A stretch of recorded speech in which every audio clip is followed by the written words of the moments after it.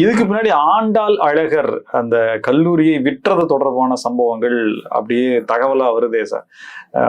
எவ்வளவு கோடிக்கு பேசி முடிக்கப்பட்டது, எவ்வளவு அட்வான்ஸ் கொடுக்கப்பட்டது, மீதி தொகையை கொடுக்காம இருக்காங்க, அதுக்கு காரணமே நீங்க கூட்டணிக்குள்ள வரணுன்ற செக்மேட் தான் அப்படின்றது. இப்ப இந்த தகவலை நீங்க எப்படி எடுத்துக்கிறீங்க? இது எனக்கு என்ன மாதிரியான தகவல் எனக்கு முதல்ல புரியல. இப்போ நான் வந்து என் வீட்டை உனக்கு விற்கிறேன் அப்படின்னு சொன்னா, இப்போ நான் அக்ரிமெண்ட் போடும்போது ராம்சே இது வேறு முதல்ல இவ்வளோ குத்துடுறேன், மீதி 70% வந்து நீ வந்து இங்க கூட்டணிக்கு வந்தாதான் கொடுப்பேன் அப்படின்னு அக்ரிமெண்ட் போட முடியும். அடுத்தது நான் உனக்கு ஒரு வீட்டை விற்கிறேன் அப்படின்னு சொன்னா அங்க ரெஜிஸ்டர் பண்ணும்போது அது என்ன டிடி நம்பரு அதெல்லாம் மென்ஷன் பண்ணணும். அது பண்ணாம யாராவது ஒயிட் எவ்வளவு பிளாக் எவ்வளோன்றது இருக்குல்ல சார். அப்ப அதை பிளாக்க போய் இவங்க லீகலா ஃபைட் பண்ண முடியுமா அப்படின்றது. அது பிளாக் அப்படின்னா அப்ப வந்து அவர் கொடுக்க மாட்டேன்னு சொன்னாலும் நீங்க ஒண்ணும் பண்ண முடியாது இல்ல.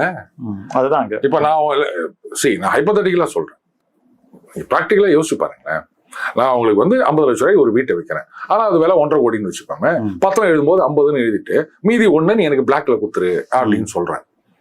என்ன பண்ணுவேன், இந்த 50 லட்சத்து செக்கு டிடியை விட முதல்ல இந்த பிளாக்ல இருக்க 1 கோடியை தான் நான் முதல்ல வாங்குவேன். ஏன்னா நீ பாட்டு ரெஜிஸ்டர் பண்ணிட்டு கம்முனு பூட்டியானா நான் என்ன பண்ண முடியும்? அவங்ககிட்ட கேஸ் கூட போட முடியாது. நான் கோர்ட்ல போயிட்டு சார் 1 கோடி ரூபாய் கருப்புல தரேன்னு சொன்னா சார், இந்த ஆளை ஏமாத்திட்டான் சார் நான் போய் சொல்ல முடியும்?